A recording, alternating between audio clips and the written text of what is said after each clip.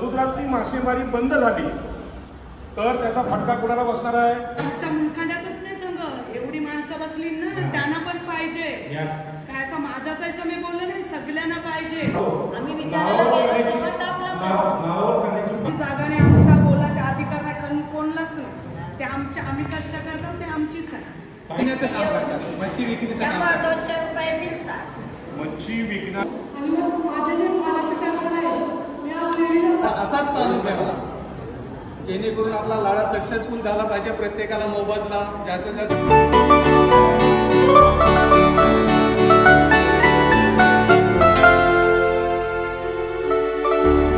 नमस्कार, मी श्री कोहली आणि स्वागत आहे तुमचा सर्वांचा पुन्हा एकदा आपल्या नवीन व्हिडिओमध्ये.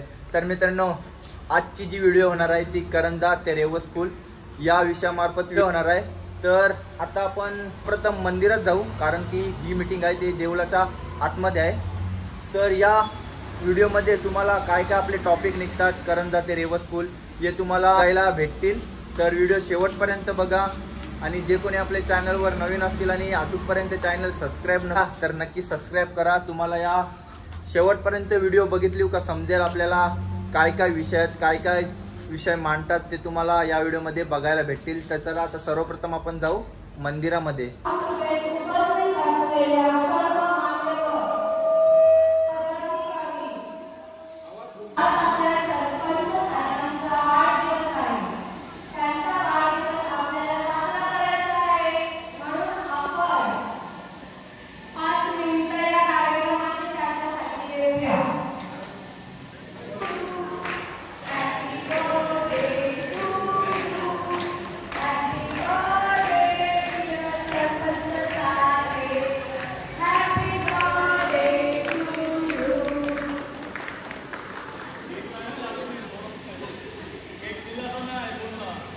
ग्रामस्थांच्या मंडळातर्फे सगळ्यांचे आभार मानण्याचे कार्यक्रम करत आहे. अशोक काका यांना मी सांगत आहे, आपले सरपंच साहेबांना फुलगुच्छ देऊन त्यांचे स्वागत करायचे.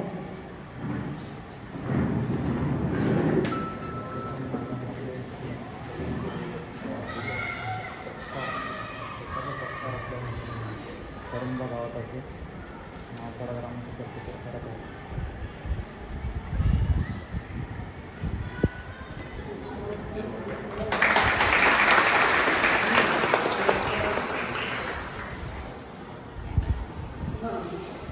त्याच्यानंतर राजानाथ पाटील साहेबांना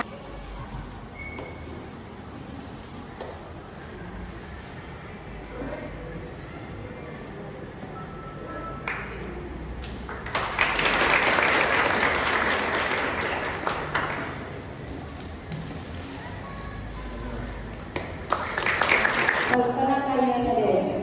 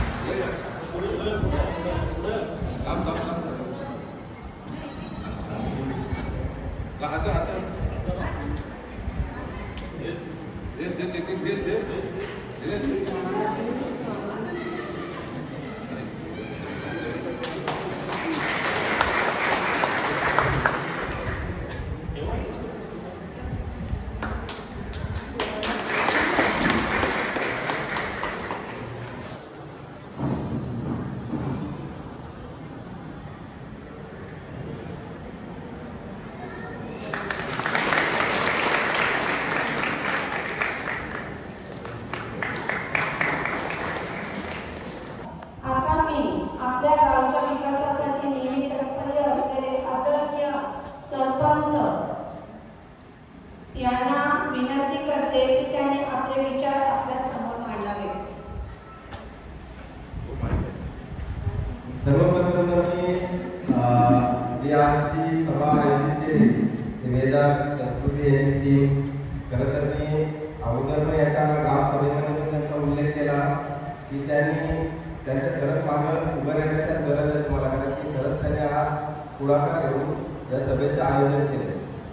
सर्वप्रथम मी त्यांचा पण आभार मानतोय. आणि ज्या विषयासाठी आपण सर्व इथे जमलोय ते ॲपकॉम कंपनीच्या जो आपला रेवसनेटनी फुलाचं काम चालू होतंय आणि ते ॲपकॉम कंपनीने घेतलेलं आहे आणि त्याचं पूर्ण नियोजन MSRDC मार्फत केलं जात आहे. तर याची सुरुवात मला वाटतं 1-2 आठवडा अगोदर झाली, ज्याच्यातून मोठा मुकाम केला आणि काम बंद करायला गेले. त्याच्या अगोदर आम्ही ग्रामपंचायत मार्फत सुद्धा एक ग्रामसभा लावली, त्याच्यात पण आपला सहभाग मोठा होता. आपले मुद्दे काय मोठे नव्हते, फक्त आपला या प्रकल्पाला विरोध नाही, ग्रामपंचायतीचा किंवा आपल्या गावाचा कोणाचा या प्रकल्पाला तरी विरोध नाही, पण आमची मागणी एवढीच आहे की हा प्रकल्प होत असताना आम्हाला न्याय मिळाला पाहिजे. इथला आमचा रोजगार जो जाणार आहे, मच्छीमारी असू दे, शेतकरी असू दे, आदिवासी बांधव असू दे, आज आपली ग्रामपंचायत 50-60 हजार लोकसंख्येची ग्रामपंचायत आहे आणि जर इथे कोणावर अन्याय होत असेल तर तो इथे हवं जाणार नाही.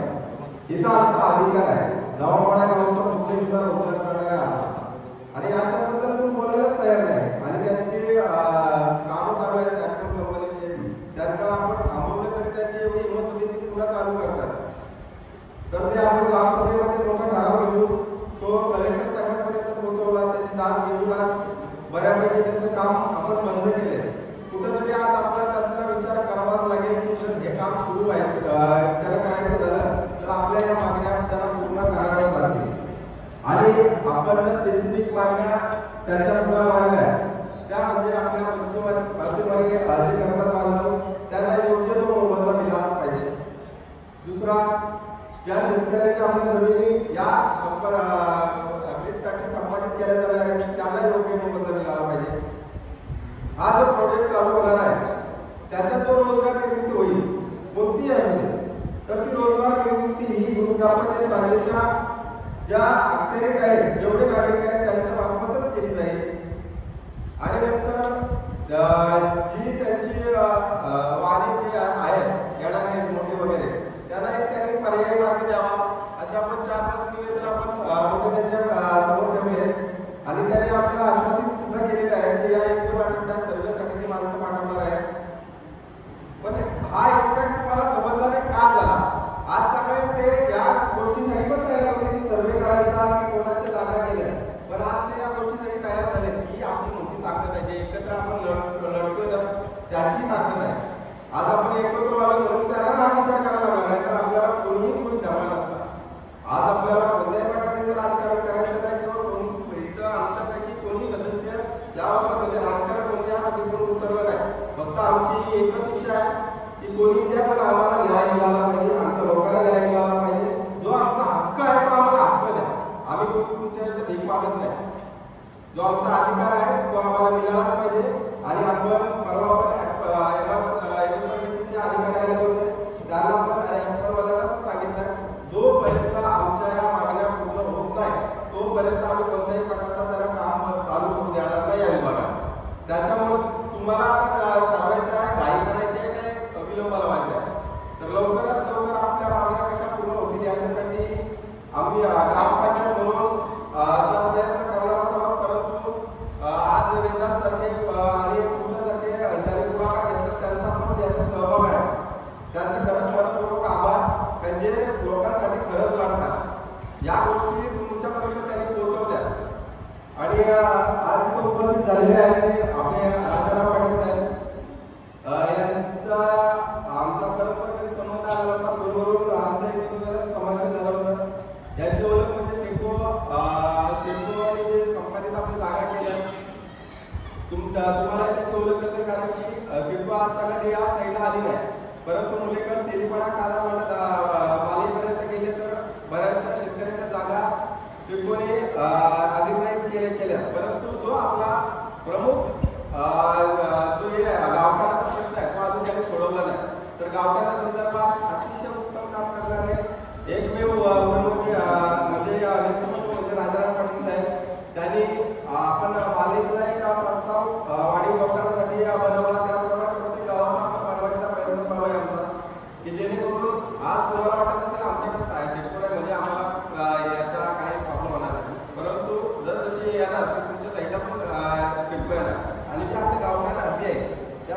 आहे. आज आपण पण बाहेर घर बांधली, पुढं पाठी तिकडं पण शेतकऱ्यावर कारवाई करायला मागे पुढं बघणार नाही. तर त्या संदर्भात पण आमच्या गावठाणा संदर्भात प्रबोधन चालू आहे. तरी पुन्हा एकदा राजाराम पवार साहेब इथं आले, त्यांचं पण मी मनपूर्वक आभार मानतो. आणि तुम्ही जे एकजुटीने आहात असेच शेवटपर्यंत आपल्याला जोपर्यंत आपल्याला न्याय मिळत नाही तोपर्यंत फक्त नावापणाच नाही, कासवला म्हणा, कोंढरी जेवढे विभाग आहेत त्याने सर्व आत एकत्र येण्याची गरज आहे. सर्वांना जर तिथे यांचे प्रतिनिधी आले असतील तर ज्याप्रमाणे गावपाड्याने तो लढा सुरू केला, ग्रामपंचायतीने तो लढा सुरू केला होता, त्याला सर्वांनी तुम्ही साथ दिली पाहिजे, तरच आपल्याला न्याय मिळेल. आणि आज आपण आत्मशील सांगू शकतो की 100% आपल्याला न्याय मिळणार आहे. जर हा लढा आपण असा सुरू केला तर 100% न्याय मिळणार आहे. एवढं बोलून पाहिजे, एवढं संपूर्ण धन्यवाद. रेवस रेड्डी या विषयासंदर्भात आपण सर्व जमलेले आहे. आपली एकजूट प्रथम मी सांगेन, अशीच जर तुम्ही एकजूट ठेवलीत तर ती लोक जर आपल्याला जुमानत नसतील किंवा आपला जर विचार करत नसतील तर त्यांना आपल्याला काम बंद करणं, आंदोलन करावं लागेल. आणि त्याकरिता आपण कोणीही मागं पडता कामा नये. आज आपला इथला मुख्य व्यवसाय बनल्यानंतर मच्छीमारी आणि शेती. आता आमच्या शेतीतून पण तो रेवस रेड्डी मार्ग येत आहे आणि आपल्या समुद्रातून पण येत आहे. जे लोक इथे बाधित आहेत का, ज्या लोकांचं नुकसान झालंय त्या लोकांना भरपाई मिळलीच पाहिजे.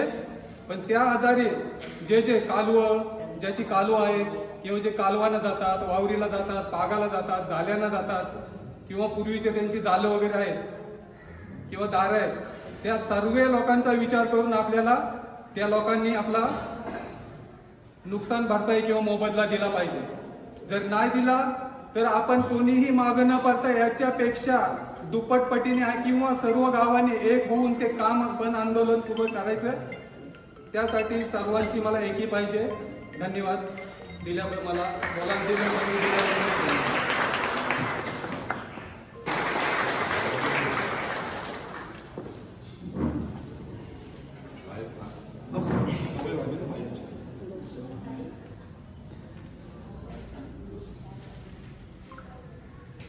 आजची आपली ही ग्रामसभा आहे आणि या ग्रामसभेला सन्माननीय सरपंच म्हात्रे साहेब उपस्थित आहेत. ही अत्यंत मोठी गोष्ट आहे. त्यांच्यासाठी सगळ्यांनी टाळ्या वाजवा. या गावातले जे मान्यवर आहेत त्या सभेला उपस्थित, अशोक दामोदर नाकवा, अजय गोविंद म्हात्रे सरपंच साहेब, कल्पना पाटील उपसरपंच, महेश म्हात्रे सदस्य, जागृती कोळी, सोनाली ठाकूर सदस्य आहेत, रमिला म्हात्रे सदस्य आहेत, कुंदन मोरेश्वर नाकवा. या सभेला यशस्वी करण्यासाठी ज्या तरुणांनी सगळ्यांनी काम केलेलं आहे त्यांच्यासाठी तुम्हाला काय बंधूंनी बघितलं. आजची जी सभा आहे ही ग्रामसभा आहे. खास करून हे पत्रकार जे आहेत रेकॉर्ड करणारे त्यांना विनंती करेन की याचं रेकॉर्डिंग आपल्याला कलेक्टरला द्यायचं आहे, म्हणून जपून करा. बॅटरी डाऊन झाला असं बोलू नका. काय निमट्या चिंबोरी पाहिजे असतील ते आम्ही देऊ, बरोबर आहे ना. त्याच्यात बरोबर बॅटरी डाऊन झाली, फोटोची फिल्म संपली. तर सर्वात प्रथम मी ज्यांनी भारताचं संविधान लिहिलं त्या डॉक्टर बाबासाहेब आंबेडकरांना वंदन करतो. कारण ही जी सगळी सभा आहे, ग्रामसभेचा कायदा संविधानामध्ये आर्टिकल 40 नुसार बाबासाहेब आंबेडकरांनी टाकलेला आहे. आणि आता इथे 2 प्रकारचं भूसंपादन होणार आहे. आपल्याला इथे आता दादांनी भाषण करताना सांगितलं की जमिनी पण जाणार आहेत आणि समुद्रामध्ये तो ब्रिज होणार आहे. त्यामुळे समुद्र सुद्धा संपादित होणार आहे. आता समुद्रावरचं पाणी दिसतं पण त्याच्या खाली जमीन असते हे फक्त कोळ्याला माहिती आहे. बाकीच्यांना वाटतं काय वर पाणी आहे म्हणजे सगळं पाणीच असेल, पण खाली जमीन असते आणि त्या जमिनीवर जे शेवाळ होतं ते मासे खातात आणि मोठे होतात. आणि म्हणून ही जी गोष्ट आहे ही बऱ्याच दिवस सरकारला माहीत नव्हती. आता ज्यावेळी JNPTचं संपादन झालं त्यावेळी तिथले लोक कोर्टात गेले, हरित लवादात नाही गेले. तोपर्यंत लोकांना माहित नव्हतं की जमीन गेली तर जमीन गेलेल्या माणसाला जमिनीच्या बदल्यात पुनर्वसन दिलं पाहिजे. आणि आपल्याला कल्पना आहे की रायगड जिल्हा हा लढणाऱ्यांचा जिल्हा आहे. म्हणजे कसेल त्याची जमीन आणि राहील त्याचं घर हा कायदा नारायण नागू पाटील आणि बाबासाहेब आंबेडकर यांनी अलिबागला चरी येथे केला. आणि आपल्याला कल्पना आहे की बाबासाहेब आंबेडकर नारायण नागू पाटलांची पिढी गेल्यानंतर आपल्याकडे दिबा पाटील आले आणि त्यांनी शिडको विरुद्ध आंदोलन केलं आणि 12.5% पुनर्वसनाचा कायदा केला. हा सुद्धा रायगड जिल्ह्याने केलेला कायदा आहे. सेज विरोधी आंदोलन. स्पीकर चालू नका करू. आवाज येतो ताई सगळ्यांना? सेज विरुद्ध आंदोलन सुद्धा आपल्याकडे दत्ता पाटलांनी जिंकलं आणि शिडको विरुद्ध दिबा पाटलांनी आंदोलन केलं. असा आंदोलन करण्याचा जिल्हा आहे. अनेक लोकांना वाटतं बाहेरच्या की रायगडचे लोक नेहमी लढतात का? त्याचं कारण आहे की या देशातल्या मच्छीमारांना, या देशातल्या शेतकऱ्यांना न्याय द्यावा असं कधी सरकारला वाटलं नाही आणि त्यांचं डोळं उघडण्याचं काम आपल्या लोकांनी केलेलं आहे. आणि म्हणून इथे मोठ्या प्रमाणात महिला आहेत. मी सगळ्या कॅमेरामॅनला विनंती करेन की माझ्या मावशांचे फोटो सगळ्यांचे दिसले पाहिजेत, आज्यांचे दिसले पाहिजेत. कॅमेरा त्यांच्याकडे फिरवा. ते किती लोक इथे आहेत ते सगळ्या जगाला बघू द्या, सरकारला बघू द्या की आम्ही किती लोक. जोरात एकदा टाळा वाजवायचा.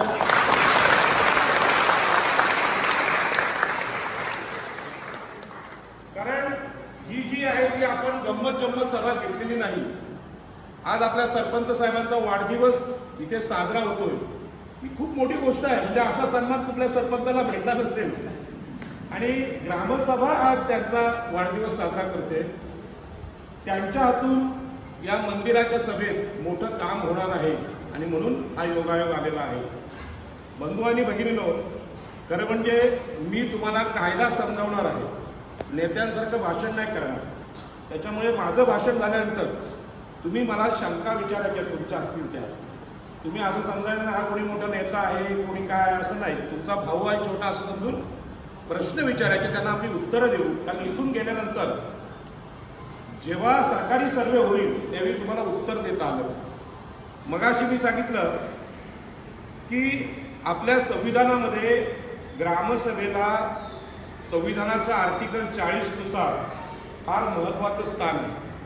तुमच्या हातात मोबाईल असतील, त्यामध्ये गुगलवर गेला तर संविधानाचं आर्टिकल 40 शोधलं तर त्याचं उत्तर तुम्हाला मिळेल. आता आपले सरपंच हे या ग्रामसभेचे पदसिद्ध अध्यक्ष आहेत. आणि सरपंच आणि ग्रामसभेला किती मोठे अधिकार आहेत की नागपूरच्या आदिवासी लोक एकत्र आले. आता गडबड नाही करायची, सह्या करा, नंतर केल्या तरी चालते, पण ही सभा नीट ऐकून घ्या, नंतर केल्या तरी चालतील. तर ते आदिवासी जंगलांच्या बाजूला राहत होते. तर लोक यायचे आणि आदिवासींना बाहेर काढायचे.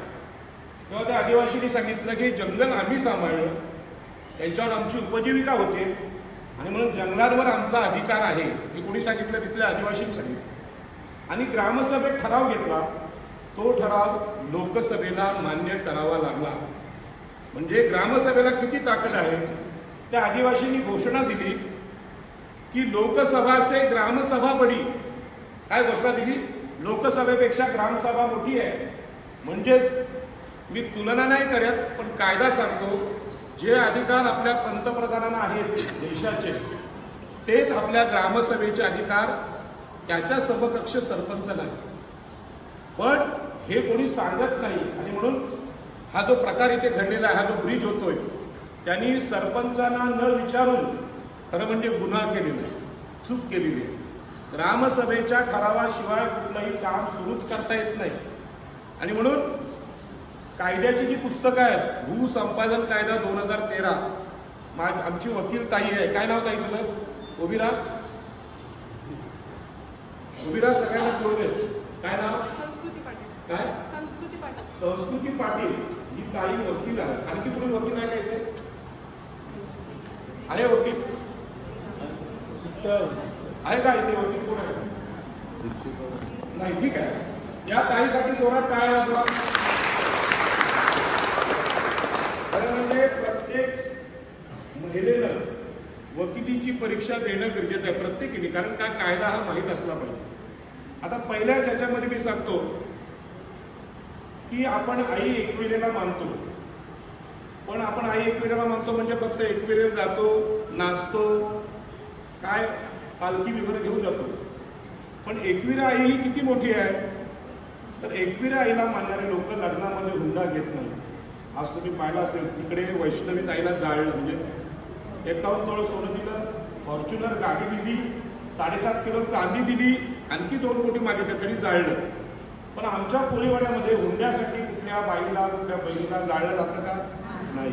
म्हणून एकविरा आईला मानण्याची जी संस्कृती आहे ही संस्कृती खूप मोठी आहे. एकविरा आईसाठी सगळ्यांनी नंतर घोषणा द्यायच्या, पण आता जोरात टाळ्या वाजवा. हे सांगायचं कारण असं आहे की आता जो प्रकल्प आपल्याकडे आलेला आहे त्या प्रकल्पाविरोध लढण्यासाठी महिला मोठ्या संख्येने बाकीच्या कुठल्या राज्यात कुठल्या जिल्ह्यात गेला तर महिला एवढ्या सभेला नसतात. याचं कारण आमची संस्कृती ही हुंडा नाकारण्याची आहे. मातृसत्ताक संस्कृती आहे, म्हणजे आपण आईला जास्त मान देतो, वडिलांपेक्षा जास्त मान आईला देतो. आणि आपल्याकडे हुंडा पण घेत नाही, आपल्याकडे स्त्री भ्रूण हत्या होत नाही, म्हणजे पोटातला गर्भ चेक करून मुलगा असेल तर ठेवायचा आणि पोरीला मारायचा असले घाणेरडे प्रकार आपल्याकडे होत नाही. हे सगळं का सांगतो कॅमेऱ्यासमोर, जगाला कळलं पाहिजे कोळी महिला म्हणजे कोण आहेत. त्या देशातल्या सर्वश्रेष्ठ महिला आहेत आणि स्त्री पुरुष समानतेचा, स्त्रियांना आणि पुरुषांना समान अधिकार आहेत असा कायदा आपल्या संविधानामध्ये आहे. डॉक्टर बाबासाहेब आंबेडकरांनी तो लिहिलेला आहे. हे सांगतो याचं कारण असं आहे की एखादा प्रकल्प आला की सभा ही पुरुषांची होते. पुरुष सांगतात तुम्हाला काय करायचं गावकीत येऊन, जे काय ते पुरुष करतील. परंतु जर समान अधिकार दोघांना असेल तर महिला आणि पुरुष दोघे असले पाहिजे. दादा इथे बोलले की जमिनी पण आमच्या जाणार आहे. आता जमिनीच्या बाबतीत सुद्धा कायदा असा आहे की जर एखादा सातबारा असेल, तो वडिलांच्या नावावर असेल, 2 मुली आणि 2 मुलं असतील तर मुलींना सुद्धा सातबाऱ्यावर तेवढाच अधिकार आहे जेवढा मुलांना आहे. हे तुम्हाला माहित आहे का? माहित आहे का? दुसरं असं आहे, आपलं एक घर असेल तर नवऱ्याचा जेवढा अधिकार घरावर आहे तेवढा बायकोचा. कधी कधी भांडण झालं की नवरा बायकोला बाहेर काढतो, चल तुझा निघून. तेव्हा त्याला संविधान माहित आहे, बाबासाहेब माहित आहे, कायदा माहिती आहे. काय सांगा, घरातून बाहेर पडायचं असेल तर दोघं जोड्याने पडू, कारण का घर दोघांचा आहे, मी एकटी बाहेर पडणार नाही. हे आपल्या कायद्यामध्ये बाबासाहेब आंबेडकरांनी लिहिलं. याचा संबंध आताच्या ह्या पुलाशी येणार आणि म्हणूनच हा जो ब्रिज आहे, इथे आलेला ब्रिज आहे, तो किती किमतीचा आहे कोण सांगेल? त्या ब्रिजचा खर्च किती आहे? किती आहे? 2200 कोटी. मी पेपरमध्ये वाचलं 2900 कोटी. हा कमी झाला. पेपरला 2900 कोटी आहे. ठीक आहे, आम्ही जे पेपरला बातमी वाचली ती 2900 कोटीची वाचली. हा, तर आता मुद्दा तुम्हाला सांगतो. मुख्य मुद्दा असा आहे की तुमच्या गावाने ही सभा लावली. ती सभा किती महत्वाची आहे की ह्या ब्रिजमध्ये जे बांधकाम खर्च आहे, आम्ही पेपरला वाचलाय 2900 कोटी. MMRDचे अधिकारी काय बोलत असतील ते त्यांच्याकडे. पण 2900 कोटी म्हणजे 100 कोटी कमी. 100 कोटी सोडून जे आपण 3000 कोटी पकडू, कारण असे जेव्हा टेंडर निघतात ते टेंडर नंतर वाढवले जातात. 2-3000 कोटीचे 5000 कोटी करतात त्यांच्या सोयीसाठी. तर आपण 3000 कोटी पकडू. पहिला मुद्दा तुम्हाला सांगतो की 3000 कोटींपैकी 1500 कोटी हे मच्छीमार आणि शेतकऱ्यांचे असा कायदा आहे. कारण का, आपण एखादं प्लॉटवर घर बांधायला निघालो तर पहिला प्लॉट खरेदी करावा लागतो, नंतर बांधकाम. म्हणजे प्लॉटला पैसे आणि बांधकामाला वेगळे पैसे. त्याच्यामुळे बऱ्याच लोकांना हे माहीत नसतं, तुम्ही सरकारने जरी ब्रिज बांधायला घेतला तरी जे शेतकरी आहेत, जे मच्छीमार आहेत त्यांना पैसे द्यावे लागतात. आता पलीकडे JNPTचा जो प्रकल्प झाला त्यामुळे सरकारने मान्य केलं की JNPT बंदर हे समुद्रात जरी असलं तरी पाण्याखालचा समुद्र हा मच्छीमारांचा आहे. त्याचा निकाल आला, JNPT मच्छीमारांच्या विरोधात गेली.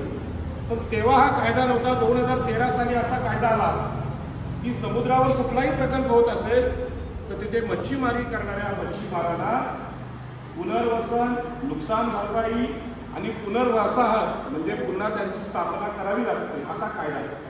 हा जो कायदा आहे त्या कायद्याची चर्चा आपल्याकडे झाली नाही. मी तुम्हाला सांगतो की विमानतळामध्ये मच्छीमार गावं होती, तिथे कोळी, आगरी आणि कराडी तिन्ही लोक मच्छीमारी करायची. आपल्या प्रत्येकाच्या ताटात 2 पदार्थ असतात, भात आणि मासे. मला ताईने विचारलं आज विनायक हे आहे का, तर मी 365 दिवस मच्छी खातो, गणपती असला तरी मच्छी खातो. कारण माझ्या आजोबांनी सांगितलं मच्छीमारी आपला धंदा आहे, आपण जर उपवास केला तर मासली घेईल कोण, त्यामुळे मी रोज मच्छी खातो. राग म्हणू नका, देवाची मी माफी मागतो. तर सांगायचा मुद्दा असा की आपण सगळे मच्छीमार आहोत. तर मच्छीमारांना पुनर्वसनाचा अधिकार JNPTच्या काळात नव्हता. तिथले हनुमान कोळीवाड्यांनी कोर्टात गेले आणि ते लढले, तेव्हा कोर्टाने मान्य केला, हरित लवादाने मान्य केला, पण तो दिला नाही. पण आता 2013 साली जो कायदा झाला त्यामुळे मच्छीमारांचा अधिकार मान्य झाला. बरेच लोक सरकारी अधिकारी सांगतात, आपल्याला फसवतात की जमिनीबद्दल 12.5% देऊ, समुद्राचं काय, समुद्र सरकारचं आहे. तर हे त्यांना ठासून सांगायचं की 2013चा कायदा आहे, त्या कायद्याने मच्छीमारांचा अधिकार मान्य केलेला आहे. आणि मी तुम्हाला विनंती करेन, तुमच्या घरामध्ये रामायण, महाभारत, भगवद्गीता हे सगळे ग्रंथ असतील, पण आणखी एक ग्रंथ घ्यायचा आहे, ते म्हणजे भारताचं संविधान. आणि दुसरा ग्रंथ घ्यायचा आहे भूसंपादन कायदा 2013. आणि प्रत्येक मावशीला या कायद्याचं पुस्तक देण्याची जबाबदारी वकील झालेल्या ताईची आहे. त्यांच्याकडून 200 रुपये घे, हे बोंबलाचे पैसे एक वेळ तिच्याकडून घेऊ नका, पुस्तक घ्यायचं त्याच्या बदल्यात, पण ते पुस्तक तुमच्याकडे असलं पाहिजे, कारण हे सरकारचे अधिकारी आपल्याला फसवतात. आता याच्यामध्ये सगळ्यात महत्वाचे अधिकारी आहेत ग्रामसभेचे, म्हणजे सरपंचांचे. हे सरपंच एवढे चांगले आहेत की या सभेला उपस्थित राहिले, कारण सरपंच एवढा वेळ देत नाही. ते सांगतात की तुमची सभा तुम्ही करा, मला वेळ नाही. आता त्यांचा पण मोठा उद्योगधंदा आहे, त्यांना मी विचारलं, आणि जसं तुमचं भलं होणार आहे तशी ही ग्रामसभा सरपंचाचं पण भलं करणार आहे, त्यासाठी जोरात टाळ्या वाजवा. सरपंचाने असं म्हणायला नको मी माझ्या बहिणीसाठी आलो आणि माझा वेळ फुकट गेला, त्यांचं पण भलं होणार. त्यांचे 4 गप्पा असतील तर त्याचे 10 होते. एवढी ताकद आहे आंदोलनामध्ये. मी काय मोठं बोलत नाही, कारण विमानतळामध्ये मच्छीमारांचे अधिकार होते हे कोणीही सांगितले नाही. मी सुद्धा नेता असल्यामुळे सगळ्या नेत्यांच्या वतीने, त्यांच्या वतीने मी माफी मागतो. तर तिथल्या मच्छीमारांची फसवणूक कुठल्या एअरपोर्टमध्ये कोस्टल रोड जो ज्यामध्ये झाले त्यामध्ये सुद्धा मच्छीमारांची फसवणूक झाली. माझ्या घरी हे लोक आले होते, त्यांना सांगितलं की वरळी कोळीवाड्यामध्ये कोस्टल रोड गेला, 17 याचिका वकिलांनी टाकल्या, बोलू नका कोणी, पण त्यामध्ये मच्छीमारांचा उल्लेख कोणी केला नाही.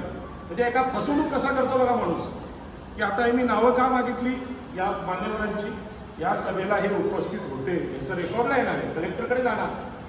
तर आता मुद्दा असा आहे, मी मुख्य मुद्द्याला येतो, कसेल त्याची जमीन राहील त्याचं घर हा कायदा आपल्या रायगड जिल्ह्यातल्या कोळी, आगरी, भंडारी, कुणबी या लोकांनी लढून मिळवला. येथे होते डॉक्टर बाबासाहेब आंबेडकर, नारायण नगू पाटील 1932ला स्वातंत्र्याच्या अगोदर.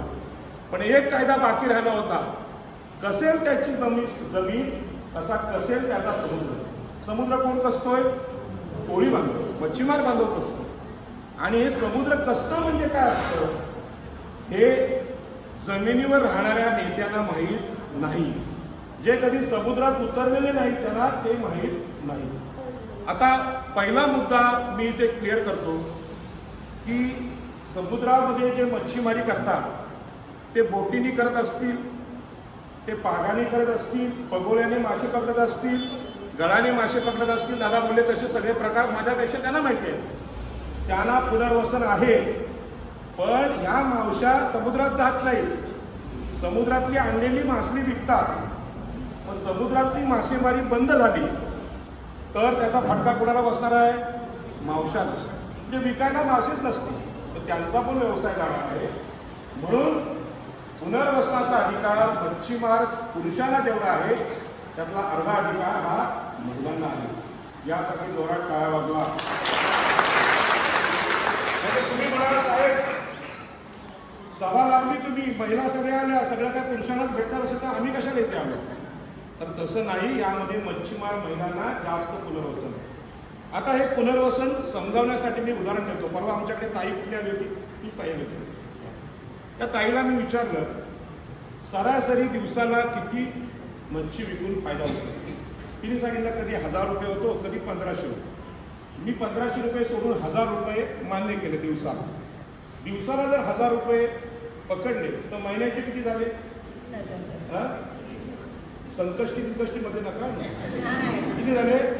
30,000. कारण एक संकष्टीला मच्छी खाणारा एक आहे, 30,000 झाले ना. पण 30,000 झाले महिन्याचे. वर्षाचे किती झाले? किती झाले वर्षाचे? फटाफट बोला. 3,60,000. 4 वर्षाचे किती झाले? पटकन बोलायचं. माझ्या आईला फक्त 20 पर्यंत अंक यायचे, पण तिने मला मास्टर केला शिकवून. किती? 13,80,000. जसं मगाशी मी बोललो 29,000 कोटींचा प्रकल्प आहे, बरोबर आहे. पण तो आपण 3 लाख कोटींचा पकडला. तसंच आता किती झाले? 13,80,000. 13,80,000चं आपण 15 लाख पकडू, राऊंड फिगर, बरोबर. तर 15 लाख रुपये 4 वर्षाची नुकसान भरपाई. आता जो ब्रीज सुरू होईल त्यानंतर 4 वर्ष इथे मासेमारीवर परिणाम होणार, म्हणून आपण कायदा काय सांगतो? 4 पट मोबदला. मग 15 लाख रुपये एका महिलेला मिळाले पाहिजेत असं या ग्रामसभेचं म्हणणं आहे, बरोबर आहे. हा तुमचा करा सगळ्यांनी आणि ते दाखवा. हा पहिला ठराव आहे.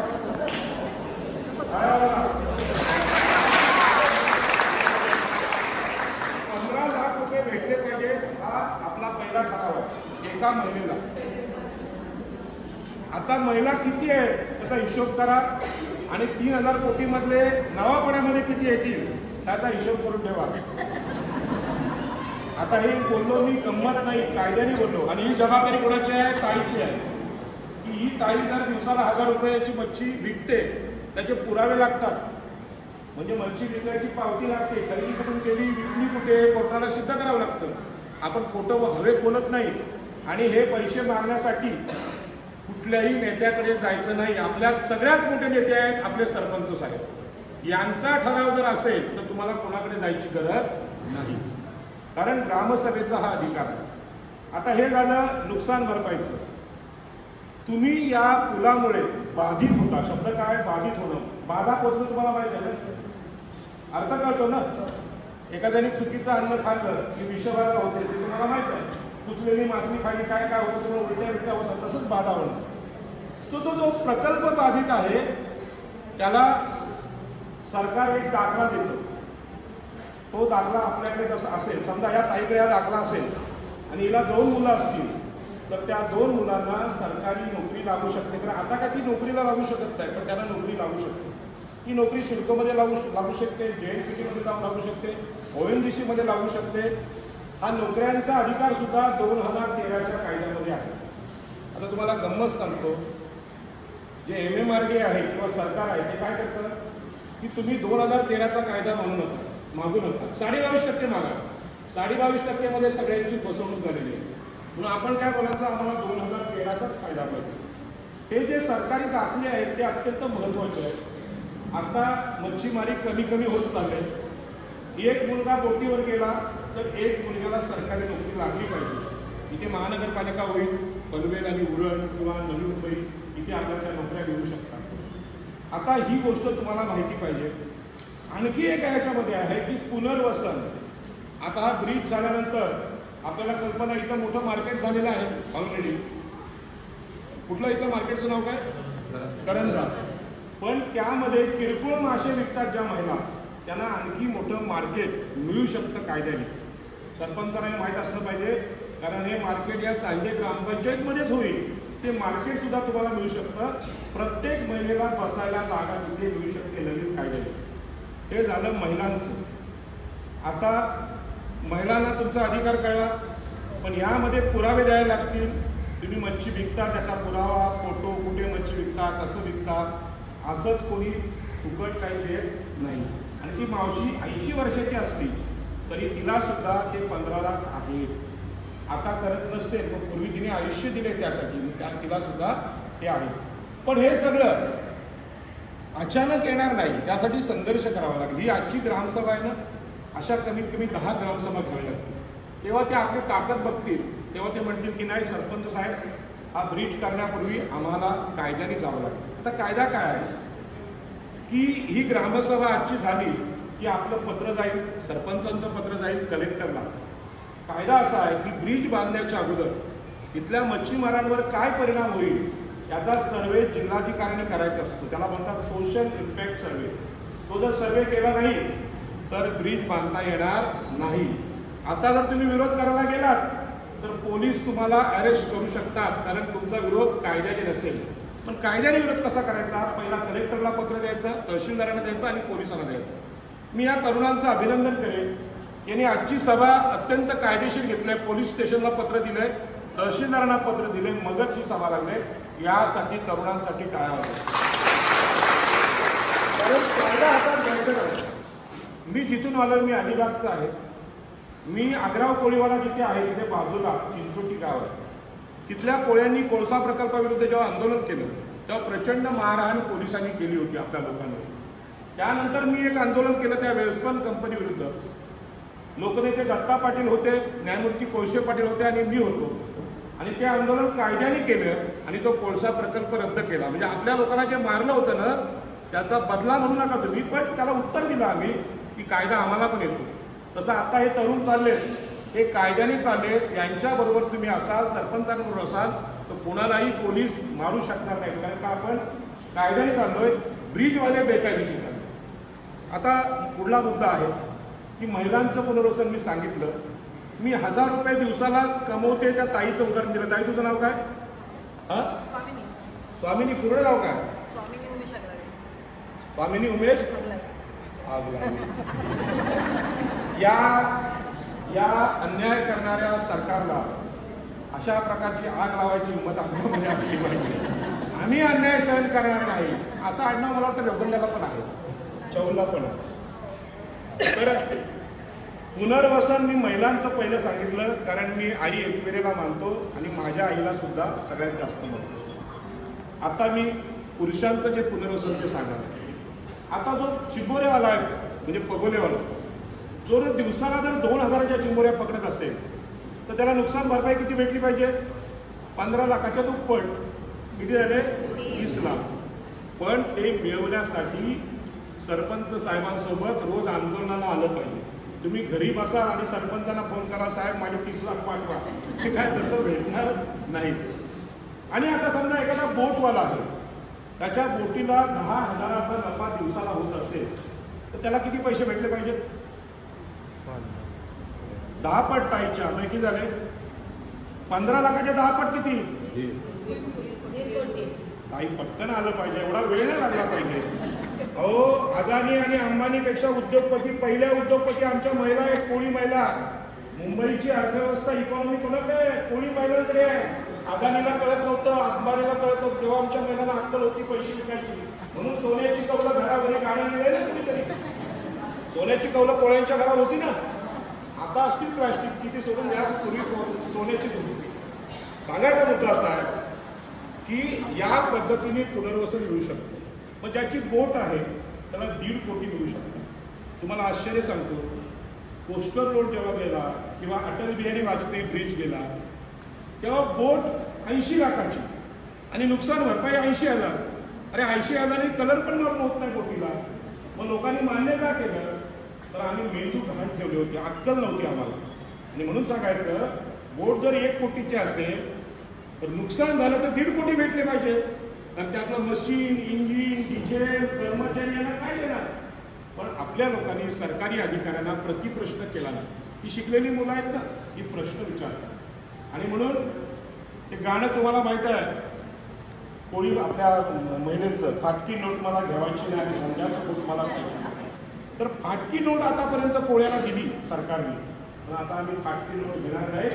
1.5 कोटीची बोट आणि 80,000 रुपये नुकसान भरपाई. सरपंच साहेब पटतं का हे? एखादी मोटारसायकल ऍक्सिडेंटमध्ये गेली, इन्शुरन्स असेल तर मोटारसायकल 1.5 लाखाची असेल तर तुम्हाला 1 लाख तर नुकसान भरपाई भेटली पाहिजे.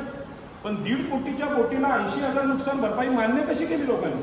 आणि म्हणून हे जर थांबवायचं असेल तर कायद्याने मांडणी केली पाहिजे. बोटवाल्यांनी पण बिलं ठेवली पाहिजेत, आमची बोट कितीची आहे. 80 लाखाची बोट असेल आणि तुम्ही 2 लाखाची पावती दाखवली तर 2 लाखावर नुकसान भरपाई मिळते. ह्या पण चुका आहेत आपल्या. आणि म्हणून नुकसान भरपाई ही 4 वर्षासाठी आहे, पुनर्वसन वेगळं आहे. आता हा जो ब्रिज होईल त्या ब्रिजमुळे मच्छी मिळणार नाही हे कशावरून आपण सांगणार? तर समुद्रात उतरतात त्यांना पोळ्यांना माहिती आहे की जे खांब आहे ते खांब खोदण्यासाठी खडकाला छिद्र पाडलं जातं, त्याला मशीन लावली लागते. मशीन लावली की तिथे खाली आवाज होतो आणि आवाज झाला की मासे दूर पडतात आणि मग तिथे मासे मिळत नाही. आणि म्हणून ही गोष्ट पटवून द्यायचं काम आपल्या शिकलेल्या कोळ्यांनी केलं पाहिजे.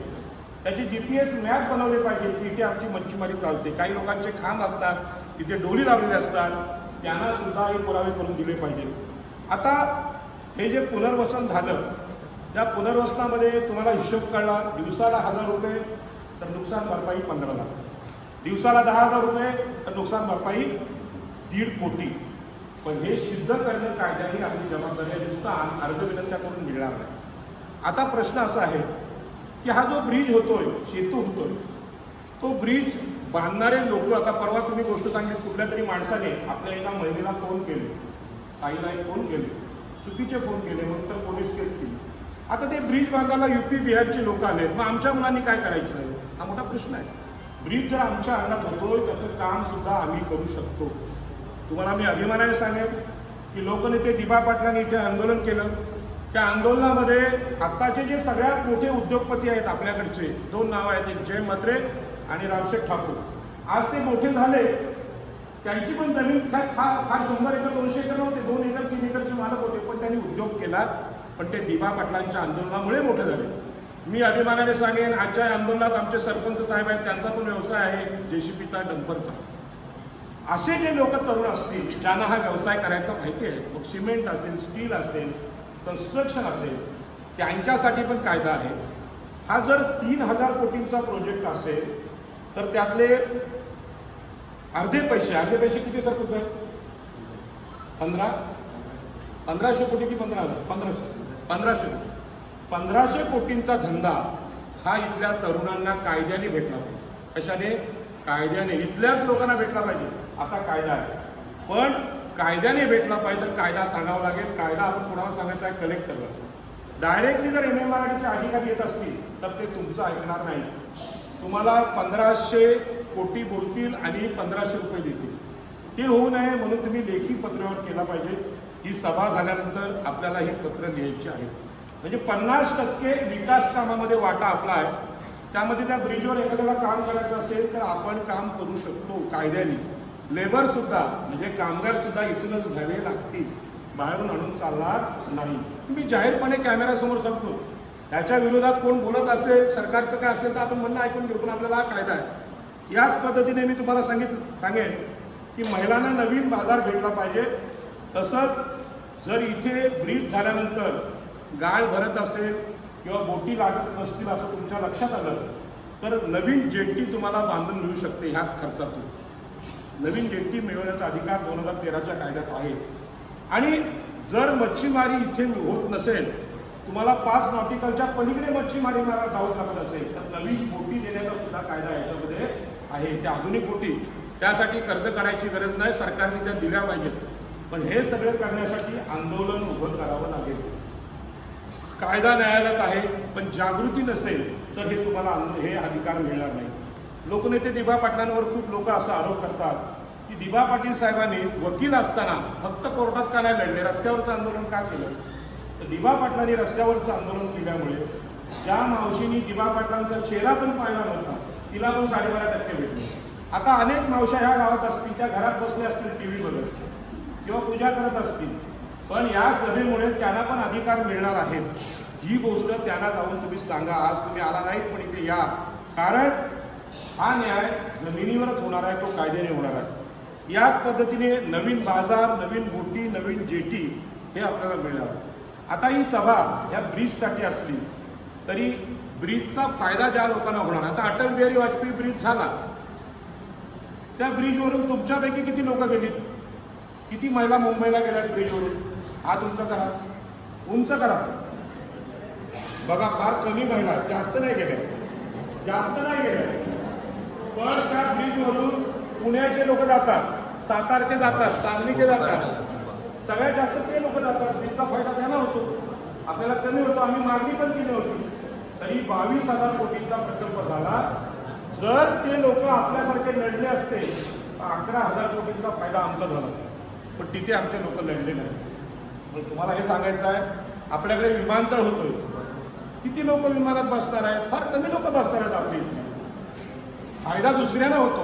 म्हणून या प्रकल्पासाठी काय झालं, आम्ही लढलं पाहिजे, आम्ही संघर्ष केला पाहिजे. दिबा पाटील साहेबांनी हा संघर्ष केला, म्हणून महिलांना भावा इतकेच प्लॉट भेटले. भावाला 4 प्लॉट भेटले तर बहिणीला पण तेवढेच भेटले. पण हा जो कायदा आहे हा बहिणींनी समजून घेतला पाहिजे की पुरुषांना जेवढा अधिकार आहे तेवढाच महिलांना. आता यामध्ये धोका पण आहे. जर हा ब्रिज इथे होतोय तर ब्रिजला जोडणारे रस्ते आपल्या इथूनच जाणार आहेत. ब्रिज झाल्यानंतर या जमिनीची किंमत नवापाड्याची वाढणार आहे. नवापाड्याची किंमत वाढल्यानंतर आपल्या घरांना सुद्धा धोका होऊ शकतो. कसा? मला काय या गावची माहिती नाही, सरपंच साहेबांना माहीत असेल की या गावाचं मूळ गावठाण फक्त 10% असतं, म्हणजे 25 ते 30 घरांचं मूळ गावठाण असतं.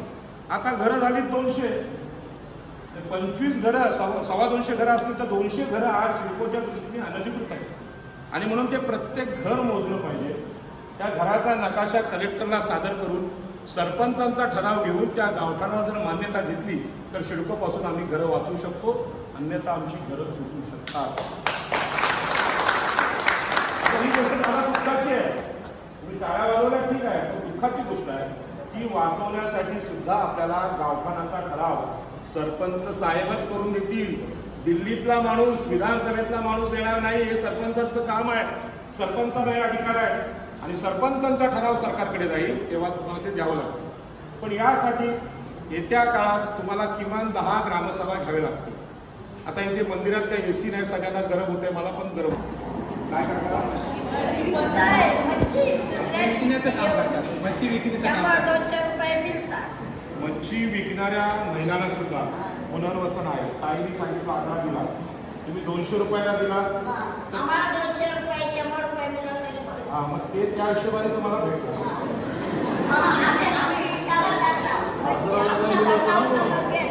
मग ठीक आहे, म्हणजे जसा जसा ज्याचा व्यवसाय आहे तुम्हाला भेटतात.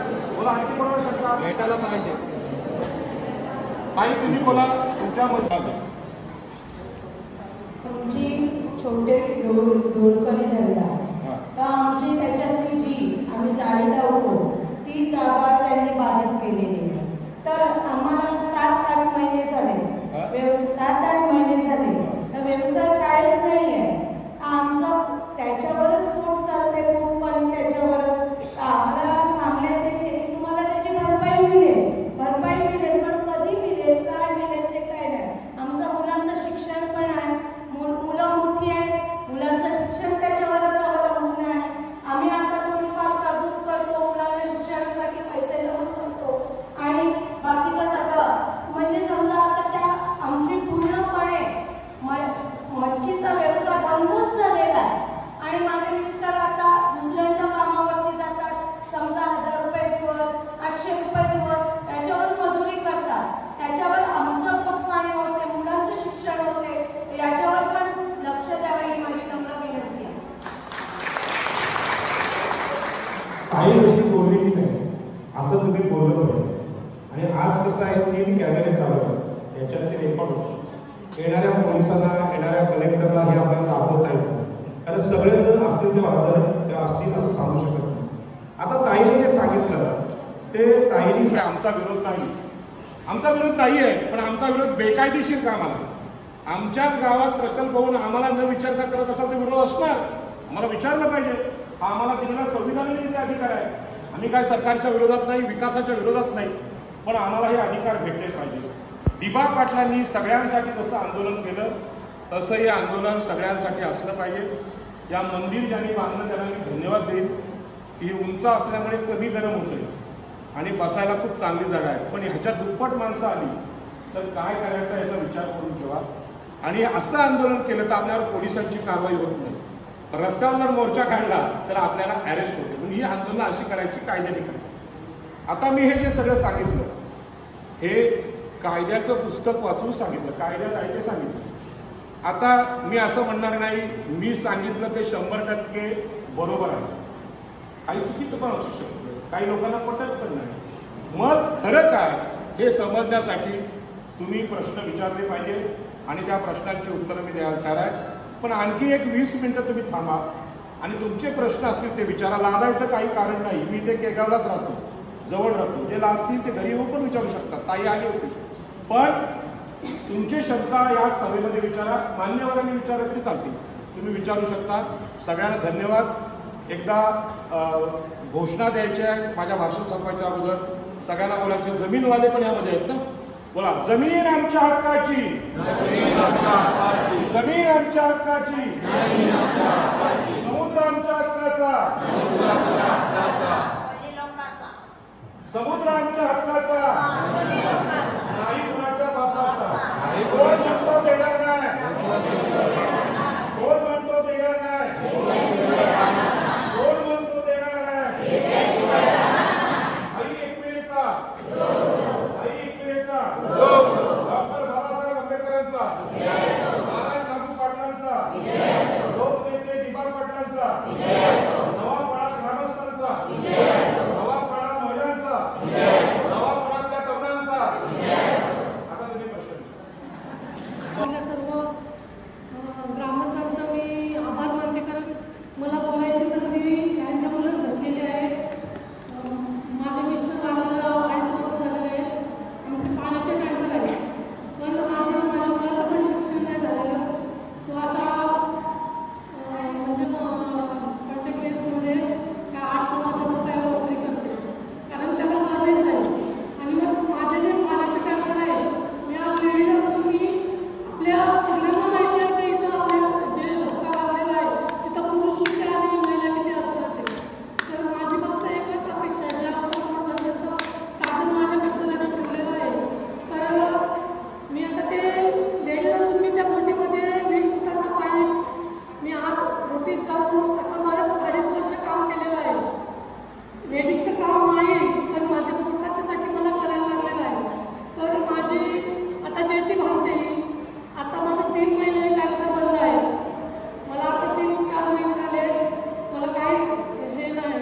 म्हणजे तरी मी असे डबे वगैरे बसून मी आपलं घर चालवत असते, मुलाचा थोडासा पगार. पण ह्याच्यात काही होत नाही. पण माझा टँकर आता लावणार होते आपल्या जेटीला. तर आपल्याच म्हणजे समाजातल्या माणसांनी 14,000 रुपयाला एक टँकर म्हणजे पाण्याचा द्यायचा केला. आम्हाला ते हे जे आहेत लोक, साहेब लोक, ते 2,000 रुपये देणार होते. तर 1400 रुपयाला काय आमचा हे होत नाही टँकरचा. आणि त्या मुलाच म्हणजे मला काहीच हे नाही, पण की मी असंच काय बारीक सारीक काम करत असते. आणि माझा टँकर तिथं लावायसाठी मी प्रयत्न पण केलेला आहे. बरेच लोकांना भेटलं होतं. तुम्ही पण त्याच्यावर लक्ष देऊन, माझंच असं नाही, जे कोणाचं काय असेल ते तुम्ही लक्ष देऊन याच्यात नोंद घ्यावी. निर्मला विनायक नागपूर. ताईंनी अतिशय धाडस केलं भारतासाठी काढावं. कारण मला कोणाला काय वाटतं असं नाही वाटतं, पण तिथे धाडस केलं ते. तर पाण्याचे टँकर सुद्धा तिथे लागू शकतात. आणि मगाशी बोलताना माझा हे की ह्या कर्जदारामध्ये कोणाकोणाला नुकसान भरपाई मिळते. फक्त मच्छी विकणाऱ्या महिलांना मिळतेच, मच्छीमारी करणाऱ्यांना मिळतेच, पण बर्फबाद असेल, बोट दुरुस्त करणारा असेल, अगदी तिथे वडापाव मिळतो बंदरात, त्याला सुद्धा नुकसान भरपाई मिळणार आहे. त्यांनी न असता या सगळ्या प्रॉब्लेमकडे आलं पाहिजे. आणखी कोणाला विचारायचं? बोला, तुमचा प्रश्न जरा बोला. याच्यावर सांगा, सांगा प्रश्न तुमचा, सांगा. याच्यावर काय तुमचं काय नुकसान जवळ झालं? पडणार, जवळ पडणार. माझा काळं केलेला आज पोटाचा केलाय माझा. आमकड कोण नाही, मला आमकड कोण नाही, म्हणजे आम्ही डोक्याने नाही. आता या सभेमध्ये मावशी नाव नका लावतो, थोडं थांबा ना प्लीज. हां ठीक आहे, जाऊ द्या, तयारी होते चालू आहे.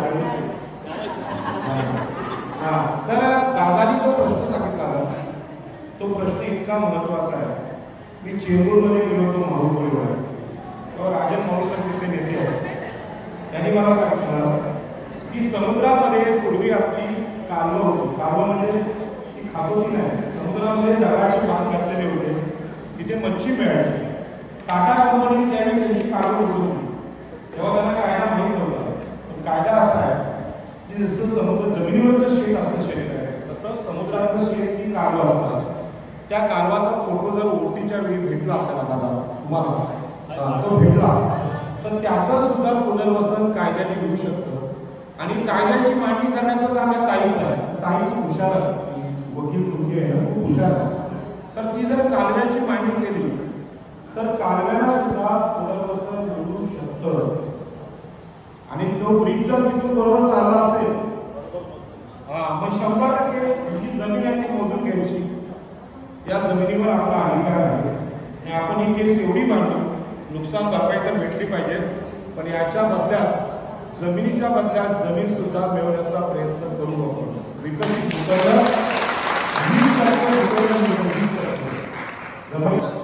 तर मुंबईतल्या वसईपासून अलिबागच्या सगळ्या लोकांना न्याय मिळू शकतो, न्याय मिळू शकतो. आणि म्हणून या कार्यक्रमासाठी ज्यांनी खर्च केला असेल त्यांना मी धन्यवाद देतो. त्यांच्यासाठी जोरात टाळ्या वाजवा. आणि हे कार्यक्रम त्यांना जास्त धन्यवाद आहे. कार्यक्रम म्हणून प्रत्येक झालेला प्रत्येक लग्नाला एखादा बोलून चला, यांना काहीतरी देत चला. कारण हे पत्रकारिता हा मोठा व्यवसाय आहे. लोकशाहीमध्ये खासदार असतात, मी खासदारकीची निवडणूक 2 वेळा लढली, आमदार असतात, याच पद्धतीनं जिल्हाधिकारी असतात, पोलीस अधिकारी असतात, याच पद्धतीने न्यायालय असतात. हे 3 स्तंभ लोकशाहीचे आहेत, म्हणजे 3 खांब आहेत. तिघांनी जर काम नाही केलं तर ते काम करायला लावण्याची हिंमत या साध्या साध्या मुलांमध्ये आहे, पत्रकारांमध्ये आहे. त्यासाठी जोरात टाळ्या वाजवा. आणि यांची मागणी पेपरला छापवून आली पाहिजे. पैशाकडे मागे पुढे बघायचं नाही. सरपंचाच्या अध्यक्षतेखाली ही ग्रामसभा झाली, याची मागणी पेपरला ठळक आली पाहिजे. 2013च्या कायद्याने पुनर्वसन व्हावं असं इथल्या मच्छीमारांचं म्हणणं आहे. आम्हाला तुमची भीक नको, आमचा कायदा व अधिकार तो आम्हाला दे. धन्यवाद. आणखी कोणाला आहे? आणखी कोणाला शक्य आहे? हे बघा, हे आपण रेट ठरवणार तर तो कंपनीला देणार या भावाने तू टाक. आणि एवढा मी सांगते की बाहेरचा कोणता इथे टँकर चालणार नाही किंवा कोणतीही गाडी जो असेल ते आपल्या विभागातलाच पोरगा काम करतो, कोणताही असू दे. मग ती कॅन्टीन असू दे, मेस असू दे, 107, 114 महिला 25 माझ्या विभागात एकूण रजिस्ट्रेशन. का कॅन्टीनचं काम माझ्या इथल्या महिला आज मुंबईला जाऊ दे, ठाण्याला जाऊ दे, इथे जेवण करायला जातात. इथं कॅन्टीनचं दुकान टाकू शकत नाही, धंदा करू शकत नाही, मेस चालू शकतात. एवढ्या म्हणजे आपण तर उदरनिर्वाह करा आणि बिंदास आहे. आमच्या विभागातल्या महिला एवढ्या शांत आहे, तरी बोलायला प्रश्न विचारला. त्याच्यामुळे आज आपल्याला पाहिजे बोलायचं झालं आज असं पाहिजे साहेब बोलले की विचारायला शिकायला पाहिजे. आपण प्रश्न विचारायला शिकायला पाहिजे. भले ती ग्रामपंचायत असू दे, पंचायत समिती असू दे, तुम्ही प्रश्नच तर लोकांना विचारले. तुम्ही ज्यांना आपण निवडून देतो त्याला प्रश्न विचारायला शिका, तर ते तुमचे कामं करते. आपली जर ग्रामपंचायत काय आज पुढे न्यायची असेल तर तुमची प्रश्नाची गरज आहे. लोकांना तुम्ही बोलायला शिका, उत्तरं घ्या तुमच्या प्रश्नांची. हीच नाही, आता कंपनीला म्हणून आपण जागृत झालोय, त्या निमित्ताने तरी आता पुढे जाऊया आपण. आणि 100% मेस असू दे किंवा कोणताही काम असू दे, 100% पोरं आपलीच पोरं करणार, आपल्याच महिला करणार. आणि आज जो नुकसान भरपाईचा साहेब तुम्ही बोलले काय, जो आपण आकडा काढला 15 लाख 30 लाख मोठीवाल्यांना 1.5 करोड. आता मी सरपंच, मला तेवढा अभ्यास नाही, तुम्ही जो जेवढा अभ्यास केला, परंतु फक्त मी ते एवढा आश्वासन देतो जे जोपर्यंत आम्हाला आमच्या मनाप्रमाणे मोबदला भेटत नाही किंवा नुकसान भरपाई भेटत नाही तोपर्यंत यांची फक्त आम्हाला ताकद बघायची आहे. तर यांची हिंमत असेल ना तर यांनी चालू करूनच दाखवावं. तिथं पहिले उभा राहण्याची जिम्मेदारी आम्ही सरपंच म्हणून, उपसरपंच किंवा आमचा सदस्य असू दे, त्याने आम्हाला काही फिकर नाही. जर लोकांना न्याय भेटत असेल सर्वांच्या अगोदर आम्ही असणार त्यांच्या पुढं. एवढंच सांगतो मी तुम्हाला. सरपंच साहेबांना धन्यवाद देतो. आजची जी सभा आहे ही कायद्याची माहिती सांगायची. आता या कायद्याची माहिती सगळ्या नेत्यांनी, तहसीलदारांनी, पोलिसांनी सगळ्यांनी आपल्या लोकांना दिली पाहिजे. आपल्याला माहिती नाही. सर, आम्हाला असं विचारतात की तुमचे जे आम्ही बाधित आहोत, मच्छीमार म्हणजे टोलकरी धंद्यावाला आहोत, तर आम्हाला असा प्रश्न विचारले की तुमची जी जी जागा आहे ती तुमच्या नावावर आहे का? तर पुरातन काळातून असं आम्हाला समजलं का समुद्रातली जागा कधी नावावर करायचा हे नाही. तर आणि आता विचारतात ना नाव आहे, आता आम्ही कसं काय त्यांना उत्तर द्यायचा? कसं असतं बघा, तुम्ही नंतर बोला, पण तो प्रश्न नावावर आहे का? कोण बोलला असं तुम्हाला? कोण असं कोणीतरी प्रश्न तर ते टाकतो, सांगतो. आम्ही विचारायला गेलो तेव्हा टाकला प्रश्न. नावावर करण्याची पद्धत सांगा. नावावर पूर्वी नव्हती, पण उद्या जरी पंचनामा केला तरी ती नावावर होती. आता ग्रामसभेचा ठराव आपण आज घेतो, अगोदर प्रकल्पच नव्हता, आता प्रकल्प आहे म्हणून सरपंचांनी ठराव घेतला. ठराव कसा घ्यायचा? आता तुमची जाळी लावायची जागा आहे, बरोबर आहे? तर जिथे जाळं लावतात त्याच्या पूर्वेला, पश्चिमेला, दक्षिणेला, उत्तरेला कोणतरी असेल, बरोबर आहे? त्यांच्या सह्या घ्यायच्या, त्याला काय म्हणतात? चतुर्सीमांचा पंचनामा. तो तुम्ही करू शकता. आणि गावातलेच लोक असतात आणि अंतिम पंचनामा ग्रामपंचायतचा ठराव.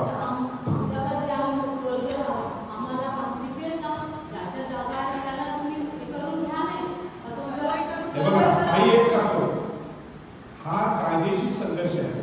तुम्हाला ते देणार नाही. तुम्हाला आता ह्या महिला बघा, कधी कधी काय असतं, आता ह्या 4 महिला आहेत, 1, 2, 3, 4 माहिती काढली तर त्याचा पक्ष वेगवेगळा असतो. कधी कधी ते एकामेकींशी बोलत नाही, काय वाद असतात. पण आता ह्या न्यायासाठी चौघींना एकत्र यावं लागेल. एक शिवसेनेची असेल, एक भाजपची असेल, एक काँग्रेसची असेल, एक राष्ट्रवादीची असेल, पण गावासाठी सगळे पक्ष विसरायचे आणि एक लक्षात. त्यामुळे तुम्हाला पंचनामा कसा करायचा मी सांगा. असं पूर्ण अधिकारी बोला ना, पंचनामा आहे का, नाव आहे का, आम्ही करून बघतो.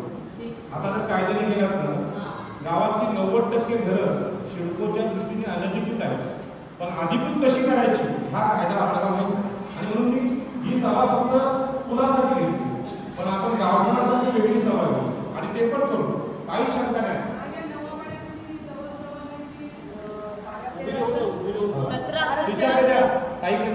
मुलकांवाले आहेत नाही चौरी सगळी जे बाधित आहेत, मच्छीवाली जी बाधित आहेत, आता आमचा बोटला बुडला म्हणून आम्ही ती जागा भाड्याने दिली. आम्हाला वर्षाला भाडं येत म्हणून ते आमची जागा चालू आहे. म्हणजे ते आमच्या हक्काचे आहे. आमच्या पिढ्याने पिढ्या गेल्या त्याच्याने, म्हणून यांना कोणालाच अधिकार नाही. आमची जागा नाही, आमचा बोलाचा अधिकार नाही, कारण कोणालाच नाही. ते आम्ही कष्ट करतो ते आमचीच आहे. काही तुमचा अधिकार तुम्हाला मिळेल, पण तो कागदावर आपल्याला दाखवावा लागेल, पुरावा. आणि आमच्या मुलखांच्याच नाही संघ एवढी माणसं बसली ना, त्यांना पण पाहिजे. काय असं माझाच आहे मी बोललं नाही, सगळ्यांना पाहिजे. आता बघा, सरपंच जवळजवळ 17-18 पदांचं नेतृत्व करतात. जर जमलं आपल्याला शक्य झालं, सरपंचांना मी विनंती करेन, या गावावरची अशी ग्रामसभा झाली, जिथे जिथे बाधित लोक असेल तिथे सभा लावा आणि तुम्ही सभा घ्या. मला वाटलं तर मला बोलवा, पण लोकांना कायदा सांगा. म्हणजे कायदा माहीत नसल्यामुळे काय होतं, लोकांना वाटतं काय कोणीतरी नेता येतोय का, किंवा कोणाचं ते पैसे स्वतःचे आहेत का. हे पैसे आपलेच आहेत. हा जो पैसा आहे 3,000 कोटी याचा प्रकल्पाचा, हा कुठल्याही नेत्याचा नाही. तो आपल्या खिशातला टॅक्स आहे की नाही, त्याचा पैसा. आपण टॅक्स भरून त्याचा पैसा आपलेच पैसे. त्यामुळे नादाचं काही कारण नाही. आणि लोकांना तुम्ही आणू नये की आम्ही या लोकांवर कृपा करतो, अजिबात नाही. आपला अधिकार आहे त्याच्यावर. आणखी कोणाला बोलायचं? कोणाचा गैरसमज करू नको, कारण मुलखांना तुम्ही सांगा नाही, सगळ्यांना हक्काचा आहे, तो हक्काचा पाहिजे. बघा, आपल्याला मुलकांड असू दे, जालवाला असू दे, कालवावाला असू दे, आसूवाला असू दे, पागवाला असू दे.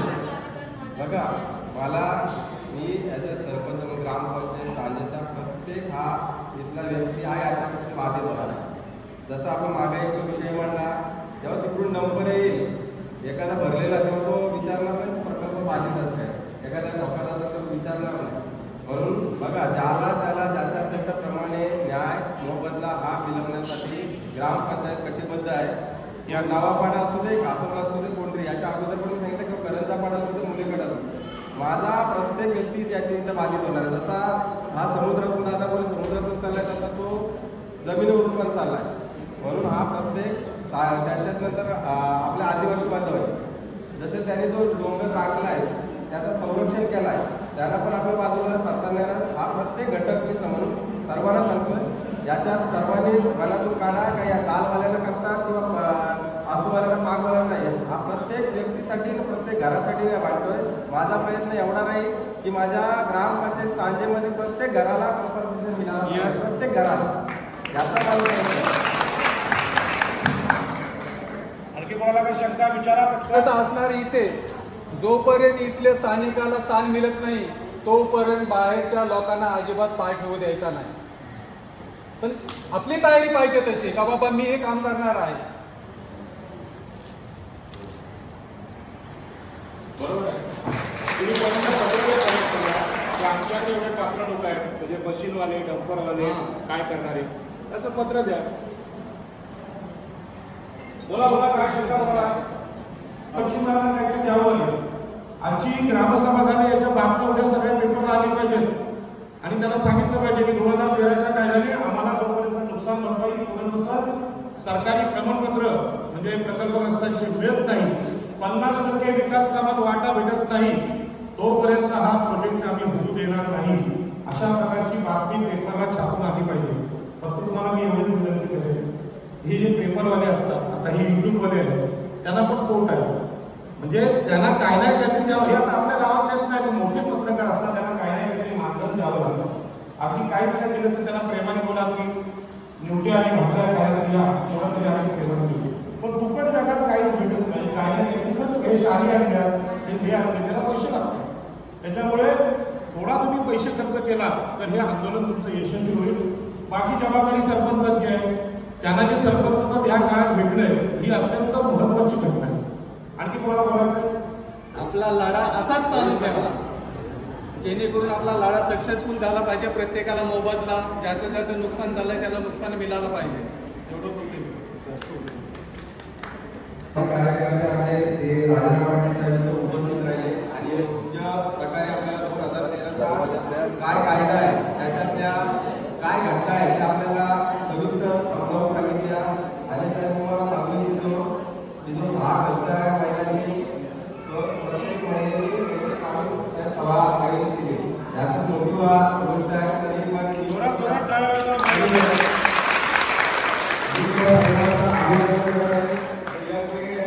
त्यांनी ही सभा आयोजित केली. त्यांचं मी खरं धन्यवाद मानते. आमचे सदस्य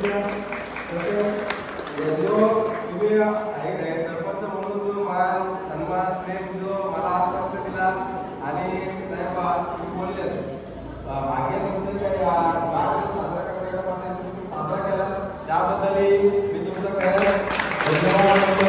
आणि ही सोयराई आपण ग्रामसभा झाली होती